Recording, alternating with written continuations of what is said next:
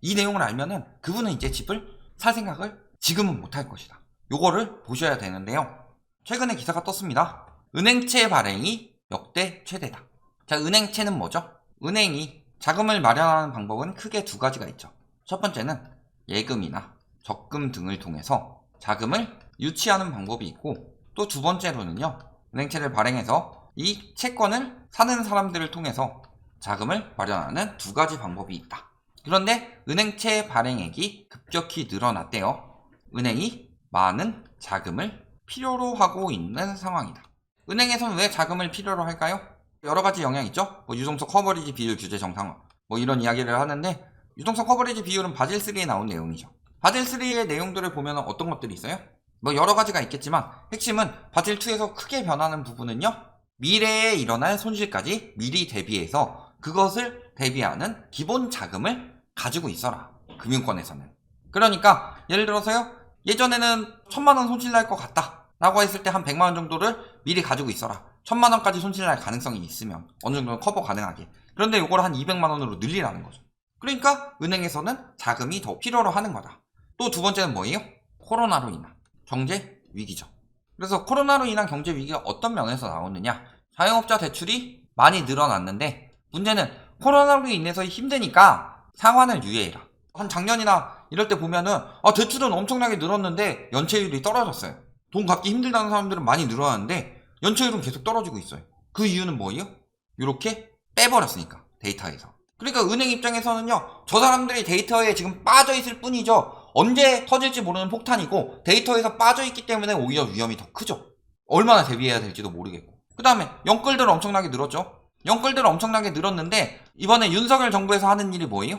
연끌이 터지는 걸 막는 거죠. 연끌이 터지는 걸 막으니까 연끌이든 비투든 요걸 터지는 걸 막기 위해서 개인 파산 신청하면은 비투족들에 대해서 꽤나 인정해주고, 연끌족들은 금리 올리지 말라고 하고 부담을 다 은행한테 떠넘기고 있죠. 이런 것들을 은행이 대비를 해야 돼요. 그러니까 코로나 터지고 나서 엄청나게 늘었는데, 문제는 코로나 터지고 이제 시장이 정상화 된다고 올해부터는 정상화 돼가면서 인플레이션이 나오고 금리를 올리는데, 문제는 그러면서 은행이 엄청난 수익을 남긴 것처럼 말하지만 은행채 발행이 엄청나게 늘어났다는 거죠. 자금이 많이 필요하니까.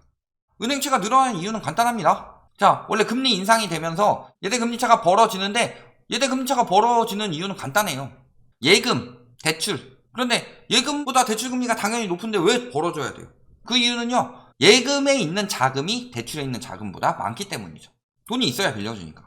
예금금리 지출이랑 대출금리 수익은요, 평균 예금금리 곱하기 은행 원화예금. 그 다음에요, 대출 같은 경우는요, 신용대출금리. 그 다음에 가계부채. 그랬더니 금리가 올라가면서 예금금리보다 대출금리를 더 빨리 올렸음에도 불구하고 예금금리로 나가는 이자가 대출금리로 벌어들이는 이자보다 커지고 있다. 왜냐면 자금이 예금으로 이동하는 경우도 있고, 말씀드렸지만 시중 부동자금이 엄청나게 늘어났다는 소리는요, 현금화한 사람들이 많다는 소리예요. 그만큼 대출 받은 사람들도 많으니까 대출 수익은 엄청나게 늘어났는데 예금으로 따르는 지출이 커지고 있죠. 차이가 점점 줄어들고 있다. 코로나 때문에 저금리로 해가면서 확 높여놨는데 대출 많이 내주고, 그런데 차이가 줄어가고 있죠. 이 차이가 이렇게 줄지 않고 이렇게 줄도록 유도를 했었어야 되는데, 윤석열 대통령 당선되면서 왜 이렇게 꺾였어요? 금리 인상이 가팔라져서 그런 것도 있지만 예대금리 차를 억지로 줄였죠. 그래서 금리 인상기에는 원래 예대금리 차가 벌어진다. 그래서요, 보면요, 기준금리가 1%포인트 오르면 은행 잔액 예대금리 차는 0.25%포인트 오른다. 그러니까 예금이 1% 오르면 대출금리는 1.25% 올리는 게 원래 기본적이다. 은행이 엄청나게 예대 마진을 남긴다, 이런 프레임을 만들고 있는 거예요, 지금. 그래서 은행에게 규제를 하는 것에 명분을 주는 거고. 근데 은행 입장에서는요, 지금 대비할 게 굉장히 많다. 무리하게 예대금리 차를 억제하고 있죠. 그래서 예대 마진 압박을 주고 있다. 사실은 근데 우리나라 은행이 좀 특수한 경우고, 은행 같은 경우는요, 예대 마진도 남겨야 되지만 투자를 통해서 마진을 남기는 경우도 많아요. 근데 우리나라 같은 경우는 빚내서 집 사라 막 이런 식으로 대출을 엄청나게 많이 받고, 그러니까 예대 마진 충분히 남길 수 있고, 줄긴 했지만 많이 늘어난 상황이에요. 그런 것을 통해서 편중되어 있는 게 있죠. 사업이 예대 마진에 치중되어 있는 게 있다. 문제는 예대금리차 압박을 하면은 위험해질 수 있다는 거죠. 보시면은 지금 세계 100대 은행 순위에서 줄 하락하고 있다. 이게 7월 기사예요. 왜 줄 하락하고 있었을까요? 억지로 억누르니까. 문재인 정부에서는 대출을 너무 많이 못 받게 하고, 차라리 근데 이거는 터질 위기를 억제하는 거였다면 이번에는 그 은행에게 떠넘기고 있잖아요. 그래서 보면 하나금융 같은 경우는 2021년 치고 올라갔는데 다시 떨어지고 있죠. 기업은행 치고 올라갔는데 다시 뚝 떨어지고 있고, 우리금융은 유지했는데 뚝 떨어지고 있고. 그러면 은행에서는 자금의 사태를 해결하기 위해서는 크게 두 가지 방법이 있죠. 첫 번째는 예금을 유치를 많이 한다. 근데 이게 눈치가 보이죠.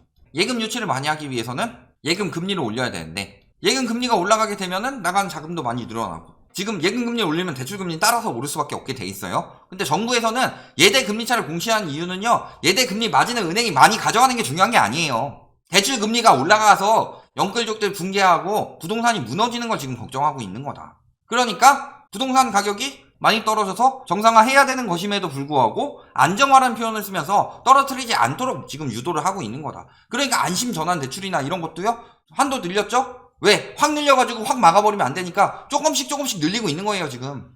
그러면서 신용 스프레드 많이 올라가고 있죠. 자, 레고랜드 사태도 뭐 괜히 일어난 게 아니에요. 레고랜드 사태도 마찬가지예요. 왜 터졌어요? 채권 때문에 터진 거예요. 쉽게 이야기를 해서. 왜? 채권을, 부동산 PF든 이런 것들을 돈을 빌려가지고 자금 유치해서 뭔가를 했는데 갚기가 힘들어지니까 금리도 올라가고 하면서, 그래서 터진 게 레고랜드 사태죠. 문제는요, 코로나로 인한 저금리, 그 전에도 계속 저금리 하도 나오다가 이번에 인플레이션으로 너무 저금리였던 게 금리가 쭉 올라가니까 지금 다 터지고 있는 거예요. 무식하게 터진 거죠. 결국엔 부동산 PF에서 터진 거 아니에요. 채권 많이 만들어가지고 했는데 부도가 난 거죠. 연쇄 부도 가능성도 적지 않죠. 왜냐면 부동산 PF발 위기가 커지고 있으니까. 부동산 PF발 위기 언제 터졌어요? 예전에 2011년에 저축은행 사태가 터졌죠. 그럼 부동산 PF는 뭐예요? 프로젝트 파이낸싱. 뭔가를 만들기로 했어요. 그러면 건설사가 돈이, 하나 사업지를 하는 거는 그 정도 돈이 없진 않다. 그런데 건설사가 한 군데만 해요? 여러 군데 하지? 그러면요, 돈이 부족하다. 그러면 뭘 해요? 은행에게 돈을 빌려오죠. 프로젝트 파이낸싱으로. 이런 프로젝트가 있다, 우리에게. 돈을 빌려달라. 돈을 빌릴 때는 2%였는데 짓다 보는데 갑자기 이자가 5%로 올라가 버려요. 그러면서 터지게 생기죠. 이런 것들을 막다가 터진 게 2011년 저축은행 사태다.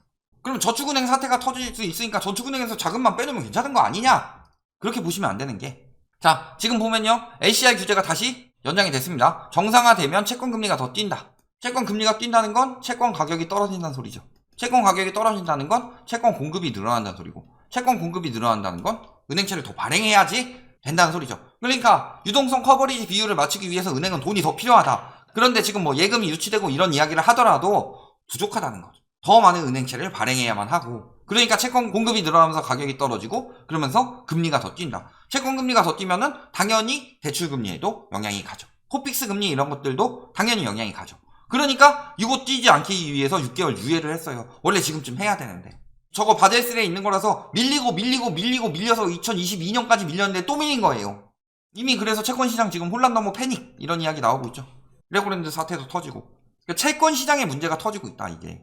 채권 시장에 문제가 터지고 있다는 거는 앞으로 기준금리 인상에 비해서 뭐 시중금리 인상이 더 빠르게 일어날 수 있다는 거죠. 거기다가 지금 부동산 PF 사태는 5대 은행보다 저축은행 쪽, 이금융 쪽이 굉장히 더 위험하죠. 그러니까 지금 저축은행에서 뭐 하고 있어요? 6.5% 정기예금. 왜? 시중은행의 자금을 뺏기지 않기 위해서.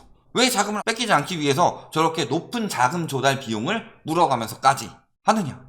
건전성이 많이 떨어졌기 때문이죠. 그래서 지금 경고등 들어온 곳이 있다. 그래서요, 붕괴되면은 5천만 원까지 보장이 되죠. 그럼 저축은행은 요건 또 지점별로 보장이 되기 때문에 저축은행에 넣어놓는 방법이 있긴 한데, 그렇게 받는 것보다는 안전하게 지키는 게 좋죠. 그러니까 1금융으로 옮기든가, 저축은행에 넣어놨더라도 뭐 1억, 2억 이렇게 넣어놓으신 분들은 5천 이렇게 나눠놔야 된다는 거지. 왜? 위험하니까. 부동산 PF 또 터질 수 있어요. 저축은행 사태 또 터질 수 있고. 여기까지 말씀드린 게 뭐예요? 첫 번째는 시중금리가 빨리 올라갈 수 있다. 채권 발행이 늘어나기 때문에 채권 가격이 떨어지면서 채권 금리가 올라간다. 채권 금리가 올라간다는 뜻은 은행에 적용이 되는 코픽스 금리가 올라간다는 뜻이고, 코픽스 금리뿐만이 아니라 여러 대출 금리가 올라간다는 뜻이고, 앞으로 금리 인상이 가속화될 것이다. 기준금리 인상보다 시중금리 인상이 가속화될 수 있다. 높은 가상금리를 했던 거요, 정부에서 억눌려서 줄여놨어요. 그런데 밑에서 이렇게 치고 올라가니까 올라가는 거예요, 지금. 그래서 그때 그 수준까지 돌아왔죠. 그러면 이제는 정부에서 더 억누를 수 있는 수단이 없죠. 또 한 가지, 예전에 저희가 무슨 말씀을 드렸었죠? 은행채가 많이 늘어난다는 소리는 은행이 지금 위기를 느끼고 있다는 소리고, 자금을 확보하려고 한다는 소리죠. 자금을 확보하는 방법은 다른 쪽에서 유도하는 방법도 있지만요, 또 한 가지는 뭐예요? 대출을 줄이는 방법. 대출을 낸 사람들한테 대출을 받아오는 방법. 그래서요, 2012년 때 보시면요, 대출 5억을 끼고 뭐 9억 원짜리 주상복합 아파트를 샀는데 LTV 넘어가서 원금의 일부를 회수하기 시작했다. 지금은 이제 DSR도 충분히 가능할 수 있는 부분이죠. 그런데 지금 DSR이 작년 말 기준으로 47.6%고 여기서 금리가 1% 올라가면 58%까지 올라간다고 그랬는데 지금 금리가 2% 올라갔기 때문에 65%는 적어도 넘어갈 것이다. 여기서 회수되게 되면 큰일 나죠. 그런데 이 시기가 터질 때 무슨 일이 벌어졌느냐? 2011년, 2012년, 2011년에서 2012년 되면서 뭐가 많이 늘어났다? 은행채가 엄청나게 늘어났다. 은행에서 자금 위기를 맞으면 어떻게 된다는 소리예요? 위험한 대출부터 회수에 들어간다. 원금 회수에 들어가기 시작하면 들어가지 않는다고 하더라도 2개월 연체되면 경고에 낼 수 있죠. 예전 같으면 안 했지만 지금은 발빠르게 움직이기 시작할 것이다. 그러면요 금리 올라가도 버틸 수 있다고는 하는데 대부분은요 그냥 무조건 버티는 게 아니라 은행에서 조금 더 뭐 연체하고 뭐 하고 이런 식으로 해가지고 자금 돌려가면서 어떻게든 버티려고 할 것이다.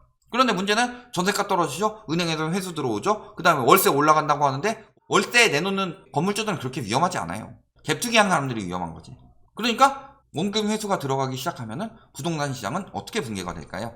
그러니까 경제를 공부하셔야 돼요. 아 은행채가 늘어나는구나. 아 그래서 저기 레고랜드가 망했구나. 레고랜드 망한 건 레고랜드 망한 거고 나는 내 집값은 버틸 거야. 이렇게 생각하면 큰일 난다는 거지.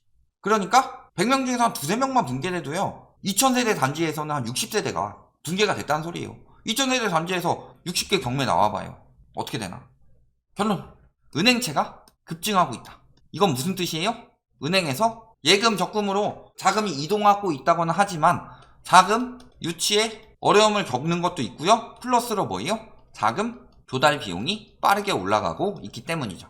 예금으로 내주니까 손해가 크니까 은행채로 메꾸려고 하는 부분도 있고. 핵심은 뭐예요? 은행이 돈이 필요하다. 은행이 돈이 필요하게 되면 어떻게 되죠? 이쪽에서 안 되면은 빌려준 돈 받아오는 거예요. 한 1억 정도 여유가 있는데 친구가 한 2천만 원 빌려달래요. 아 2천만 원 빌려줬어요. 흔쾌하게. 그런데 갑자기 제가 막 비투했는데 망해가지고요. 한 1억 정도 필요해요. 8천만 원 갚는데 한 2천만 원 정도 더 부족해. 그러면은 제일 먼저 하는 게 은행에서 돈 빌리고 1금융에서 안 되면 2금융, 3금융 가가지고 대출 받으려고 할 것이냐? 아니죠. 그 친구 찾아가서 내가 빌려준 돈 돌려달라. 내가 지금 상황이 좋지 않으니까. 그런 것처럼 은행에서도 돈이 필요하면 대출, 자금, 회수에 들어갈 가능성이 높아지고 있다. 요 부분을 아시면 집을 사면은 뭐 내년 상반기 끝나고 다시 오른다? 부동산은 경제예요. 경제를 잘 알고 하셔야 된다. 여기까지 말씀드리겠습니다.